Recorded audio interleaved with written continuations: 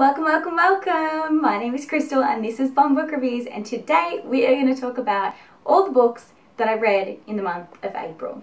If you've seen my ping pong video already, you will know that I failed my ping pong for the month of April and I had to take a punishment. But I still managed to get most of the books read. So let's talk about what I read in the month of April.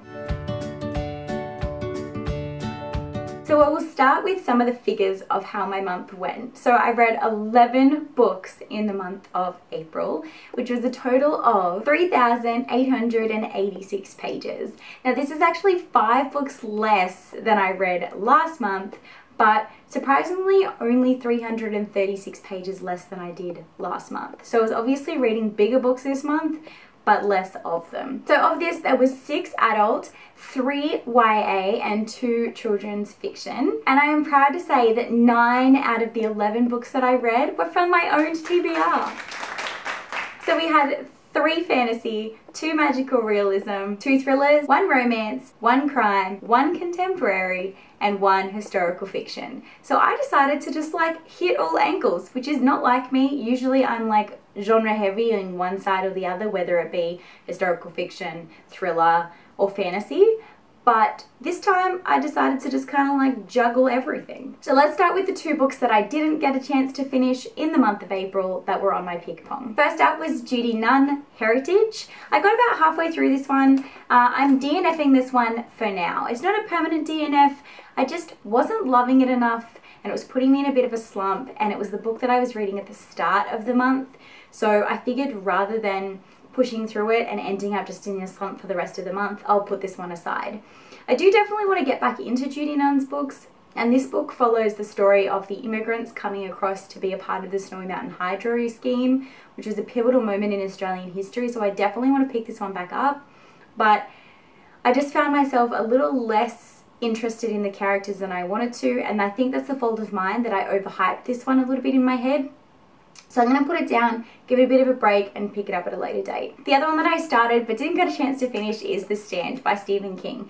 This is a chunker, as you can see. I managed to get about 100 pages into it, and then I had to return my audiobook. So I was kind of like intimidated about reading 1,300 more pages physical in a week, which is how long I had left before the end of the month when I was going to run out of time to finish this one. So I think I'm going to have this as a read every time I finish my pick pong and pick something up book. So it'll just sit on my TBR cart and I'll slowly work my way through it. I do feel like it is the kind of book that once I get into it, I'm not going to be able to put it down, but I'm only about 100 pages in and it was just so many characters and so much going on, and it was too real to what's going on in life right now with COVID and everything that I needed to just not force myself to pick it up. So it's a DNF for now, but I'm going to slowly continue to work my way through it. So that's why I chose to take the punishment. Yes, I started the books, but they weren't DNFs that are going to be permanent, so that's why I'm taking a punishment. Now let's dive into the books that I read that weren't on my pick pong list. So first up is The Emporium of Imagination by Tabitha Bird. I read this as part of the Read the Right tours, and I really enjoyed this one.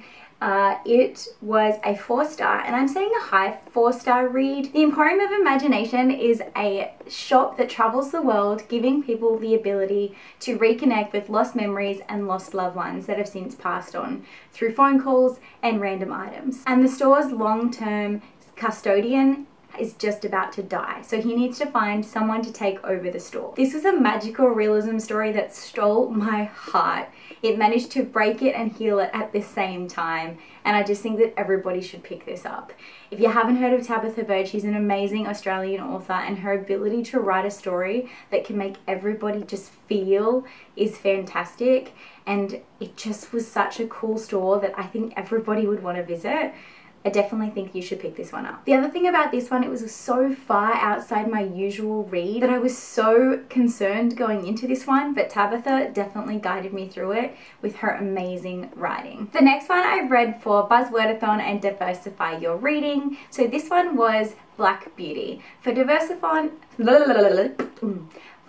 Your Reading, we had to read a classic, and for Buzzwordathon we had to read a book with galaxy terms or galaxy words in the title. So I picked Black Beauty because it was a classic that had black in it. I was really stretching this one here, but like black hole is kind of like, you know, black space.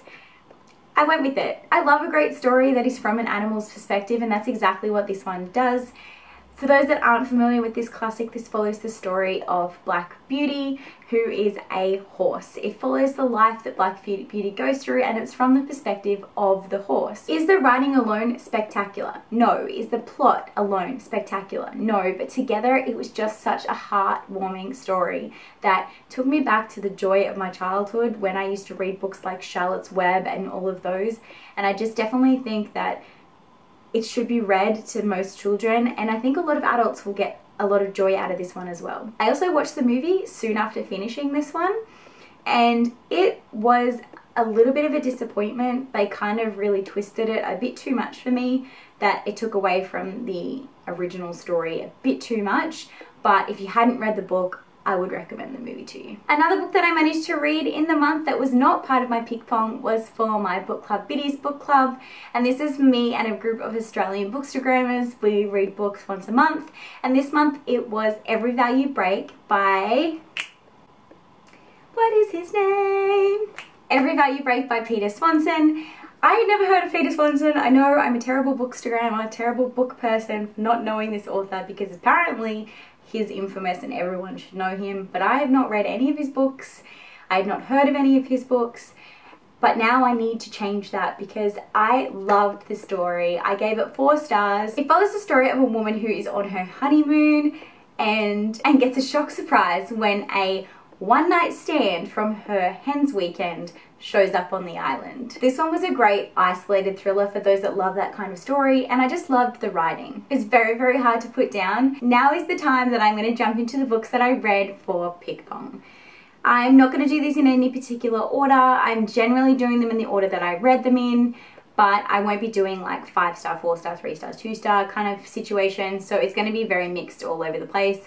I'm just doing it in the order that I kind of read them, that I've written down my thoughts on. Now first is definitely the most disappointing read of the month, and that is The Betrothed by Kira Cass. I am sorry, book community, I know that Kira Cass is very, very loved on here, but this was a waste of my time. I gave this one 2 stars when I put it through CawPile, and that was a low 2 stars, a generous 2 stars. It's probably closer to a 1.5 if I'm realistic. And I for sure will be unhauling this one because yeah, so if you are living in Australia and would like a copy, message me or leave a comment down below and we can sort something out, because I'm happy for this to go to someone who would actually want to read it or enjoy it. So this one follows the story of Hollis Bright, and she's always dreamed of becoming the Queen of Cora. So when King Jameson declares his love to her and says, "I want you to be my queen,"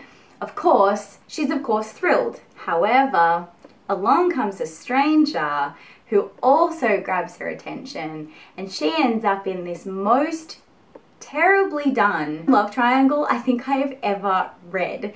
The characters annoyed the shit out of me. There was no connection between any of the main love interests, and I got to the point where I actually didn't care who she was going to pick. And the shock value ending just seemed really messy. So I'm sorry, I will continue to read Cassandra's other books. Like, I have a feeling they're going to be much better based on general thought of other people. I think this one just fell a little short when people had enjoyed her other reads first. Will I continue this series? Probably not. Will I unhaul this? Definitely. Moving on. Next up was my poll pick, which was chosen by you lovely people, and that is Pax by Sarah. Why can I never get the author's name? Pax by Sarah Pennypacker. Now this one hugged my heart. I loved it so, so much. And I thank you for choosing this one for me because I had such a good time. Overall, I gave it a 4-star when I put it through CawPile. It was such a simple story, but it had such great messages in it. And the entire time I was reading it, I forgot that it was a kid's book. This one follows the story of a boy and his fox named Pax. and following the war, his father has been enlisted and he has to return packs to the wild, so they become separated. Then they decide that they want to return to each other, and it's this ongoing mission alternating between Pax and the boys' perspective to try and find their way back to each other. It was just so well done and had so many awesome messages in it about the world and how society is destroying the world with hatred, war. Next up was Gemina by Krystal and Amy Kaufman. Out of respect to the people that I know this book will offend, I'm going to choose to not have a lot of opinion on this one on my page. I will continue to read Krystal's books. I gave this one a 4 stars. I did enjoy it. I will finish the series, but out of respect, I will not be talking about this much more in this video. Next up was another 4-star read. It seems to be I'm getting a lot of 4 stars lately and not a lot of 5 stars, which is really disappointing, but I'm still having a good time. And that is Force of Nature by Jane Harper. This is the sequel to The Dry. It does not follow the same characters from the first book of The Dry. It just follows the detective Aaron Falk. He's now looking into a new crime or situation where 5 women go on a hiking trip and only 4 return. The missing girl happens to be a whistleblower that Aaron himself has been working with. And as he starts to investigate her going missing, he starts to realize that there might be more danger within this company than he realizes. I will admit I didn't love this one as much as I loved The Dry. Obviously The Dry was a 5-star amazing read. I shouted from the rooftops about that one. Did I regret reading this one? No, I didn't, but I just didn't have the same level of enjoyment in reading this one. I don't know whether it was the setting that was different or the fact that Aaron didn't have as much of a role or a key to play in this one that I didn't like it as much, because Aaron was my favourite character from The Dry. But if you are looking for an Australian author who is writing about an Australian setting, I definitely would recommend The Dry over this one, but I would recommend both. Next up is another disappointing read, unfortunately, which I have heard a lot of people loved this one, so I had such high hopes for it, and that's Lily and the Octopus by Stephen Rowley. I got this one given to me by Anthony for my birthday back in like 2019, and I finally had the chance to pick this one up. I expected it to just hug my heart, break my heart, be a story that was about an animal that I knew I was just gonna love. I knew it was gonna be a story about like just living. I knew there wasn't gonna be a high plot in this. I thought it was going to be plotless, like a lot of stories like this, but I didn't expect it to be boring. Like, I expected to like the characters enough that I just wanted to read about those particular characters. I will be unhauling this one, and I definitely want my time back, because if I have to read about a tumor being called an octopus one more page, oh my god. It was just, I wanted to DNF it, but I wanted to keep going in hopes that it would get better, and it just didn't. And I'm really sorry, because it's such a beautiful cover, and look at that cute dog, like how can you say no to it? But it was just terrible. So again, if you're in Australia and you want to read this book, I've sold it so highly, leave me a comment down below or send me a DM over on Instagram and we'll be able to figure something out. So the next one was sent to me from an independent author, and that is Guarding Gabriel by J.A. Winters. I went into this one expecting it to be a smutty romance, and that's exactly what it was. But there was a nice little twist at the end which just made it a little bit different to a lot of the other smutty romances that I've read. But the steam level on this was intense. There were some scenes that I was just like hiding from, because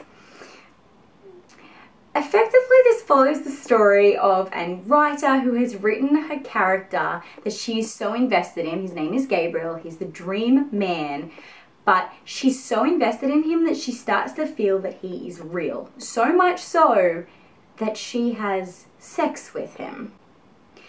In doing that, she also has sex with other men that help her create Gabriel. And the author does this really, really well, in that every sex scene is amazing, that you almost forget that she's not actually having sex with a real character. And then the ending, like the last like 20 pages, mind blown. So if you are looking for a good independent author that writes some nice steamy romance with a little bit of a twist at the end, I definitely recommend picking up Guardian Gabriel by J.A. Winters. My last two books of the month were book club books for my In Real Life book club. The first one being Six of Crows by Leigh Bardugo. I actually picked this one a long time ago before I even knew that the show was coming out, but it was really convenient that we were reading this one just before the show came out. I have not read any of the Shadow and Bone series. My plan is to read Six of Crows, go back and do Shadow and Bone, and then do Crooked Kingdom. Another one of those books that I think it's just been overhyped for me, and I went into it with such high expectations that I got a little bit let down. I still gave it 4 stars. I still really enjoyed it. I still think Kaz Brekker is an awesome character. Do I fangirl over him the same that a lot of other women do? No. Do I think that he's badass and I think that he's got some like great ass banter? Yes, I do. Do I want to read and find out what happens in the book too? Yes, I do. If you've been living under a rock and you don't know what the Six of Crows Grishaverse world is all about, I'm not even going to try and attempt to describe it to you because I will butcher the fuck out of it, but I'm sure that there's many other people in this book community that have done a great job, so go check out their videos. I'll link 1 or 2 up here so you can go check those out because they will probably do a hell of a better job than I will in describing this. And the last book that I read, I finished literally on the night of the 30th before I went to book club, and that is Darling Rose Gold. This one, if you haven't already seen, is based on a Munchausen by proxy kind of situation where for 18 years of her life somebody thought that she was sick, she was living in wheelchairs and going to multiple doctor's appointments, and then she found out that her mum was just really good at lying and was effectively poisoning her for her 18 years of life. Her mum has gone to prison, and now it is 5 years later, her mum is coming out of prison, and the daughter decides to take the mum back in and show that she's not the weak, darling little girl that she used to be. I gave this one 3 stars, and the only feeling I have coming out of the book is I don't know who to be more angry at, the mother or the daughter. But I was just angry reading the whole book, and that's why I couldn't put it down. So yeah, that's my thoughts on everything that I read in the month of April. Thanks so much for watching, guys. Make sure you give this video a big thumbs up. Make sure you subscribe and hit that notification bell so you get notifications when I put out new videos every Wednesday and every Friday. Thanks so much for watching, guys. Till next time, happy reading.